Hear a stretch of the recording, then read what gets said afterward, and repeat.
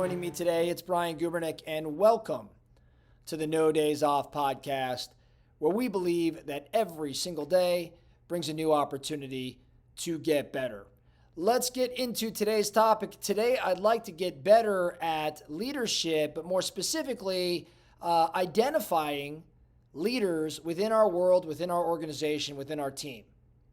And I want to base today's conversation around a phenomenal book known as The Captain Class, written by Sam Walker, The Captain Class. And so what this book's all about, what Sam Walker does so well, he analyzes sports teams across all sports through the past several decades, many years of research.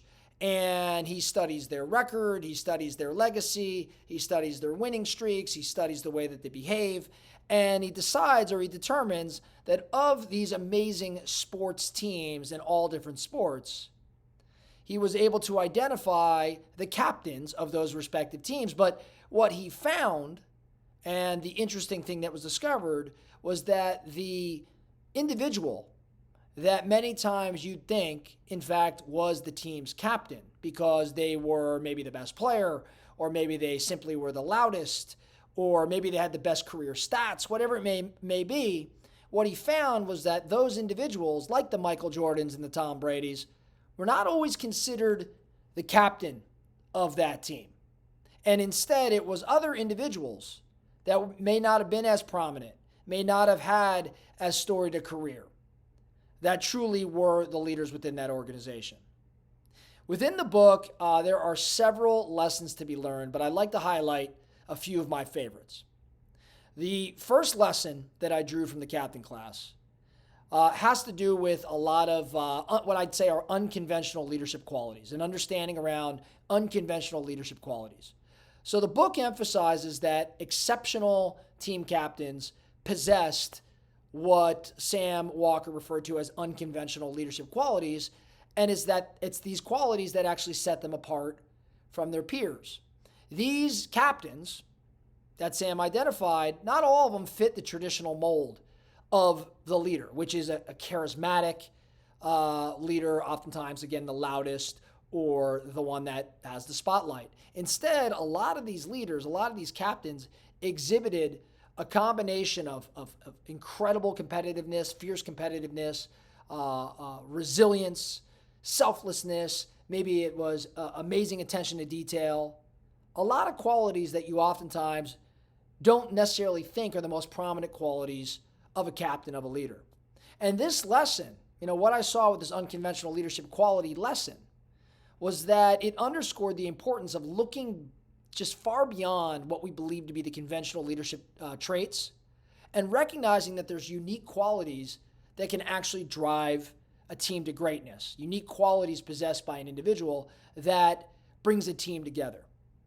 And again, they're unconventional. Now, the next thing I drew from the Captain Class was that all of these captains, conventional and unconventional, the traditional and untraditional, the ones that stood out and the ones you wouldn't have thought were in fact the captains but were, they all had a team-centric mindset.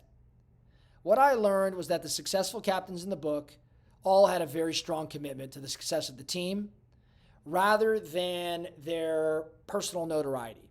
In other words, every captain showed a desire to support the name on the front of the jersey much more than a desire to support the name on the back of the jersey.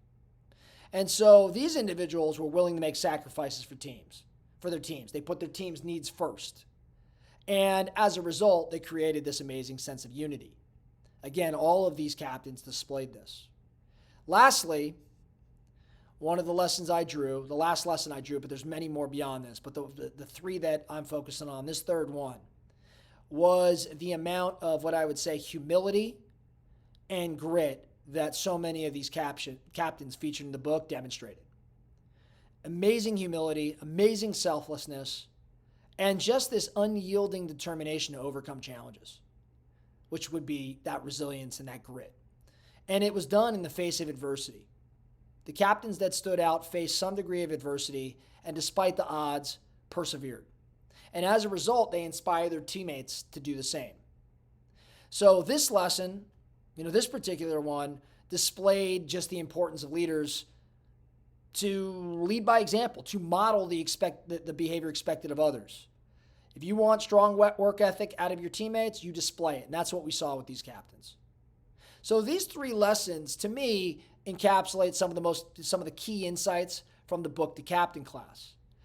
There were a couple individuals he cited that stood out to me. First one is one many of you may know. His name's Bill Russell. Bill Russell played for the Celtics. Guy won, 10, 11, 12 championships.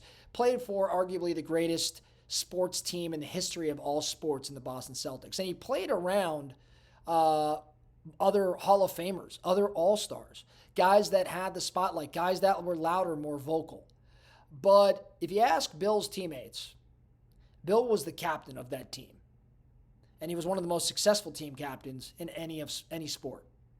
And what set Russell apart was not his offensive ability, the thing that oftentimes gets the accolade, but it was his defensive ability. The grunt work in the lane, in basketball, shutting people down. Things you don't get credit for, being in the right position, taking a beating every night, blocking shots. His ability to inspire his teammates to elevate their game and his strategic thinking on the court was just second to none. And while he had these exceptional basketball skills, call it what it is, there were players on his own team that were more exceptional. But his just desire to succeed and his motivation to do all it takes to win unified that team, unified that locker room, and fostered a sense of camaraderie and teamwork that led to the Celtics' dominance and really is why he was that team's captain. Great story about Russell that demonstrates exactly what I'm talking about here.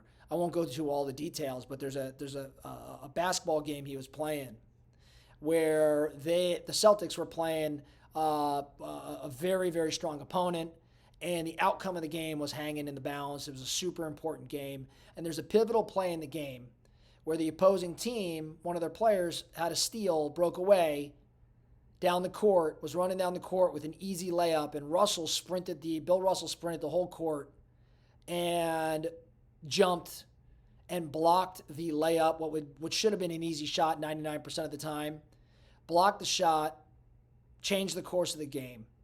And he defied the odds. He prevented the opposing team from scoring. And that display of sheer determination and hustle out of Bill Russell that was who he was. And I'll tell you what, you show up like that on the court for your teammates, how do you think it might impact them? Another guy that's talked about, not nearly as well known as Bill Russell, but there is a rugby player out of New Zealand, Richie McCaw.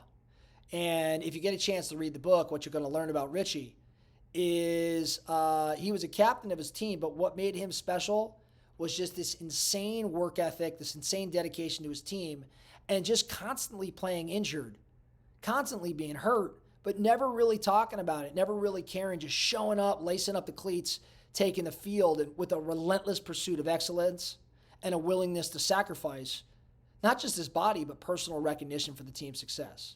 He was not the best player on the field. He was not the most well-known player on the field. But to his teammates, Richie was out there willing to die for the team, and they rallied around that. His humility, his unwavering commitment inspired and united his teammates, and that's what set him apart. And I love the discussion around Richie McCaw for that. So to wrap this up, the focusing question for you, I think, is to look in to your team, be it within your office or whatever it may be within business, or maybe it's outside. Maybe it's outside of the office. Maybe it's even the family unit. And recognize that most every organization, most every team, it has a captain. And sometimes we pick these captains almost by default, like the loudest person in the room oftentimes is deemed the leader, is deemed the captain. But if there's anything I drew from Sam Walker, it's that, hey, it's not always that individual. Oftentimes the greatest leaders are those that possess these unconventional leadership qualities. Those that are willing to just model behavior, those that don't care about the accolade, and the team rallies around that individual. So the focusing question is, are you really naming the right leaders? Are you empowering the right people? If you're the leader, are you displaying the right behavior to truly motivate and inspire? Just reflect on the fact that leadership isn't about being the loudest. Leadership's about really kind of displaying these qualities, these team-centric type qualities, this sheer determination and willingness to do the work, this perseverance. It's these qualities that make one a leader. That's all I have for you today. Thank you so much for joining the No Days Off podcast. I really appreciate all of our audience, and I'd appreciate you sharing this episode. And of course, please remember that every single day brings a new opportunity to get better. So let's get after it.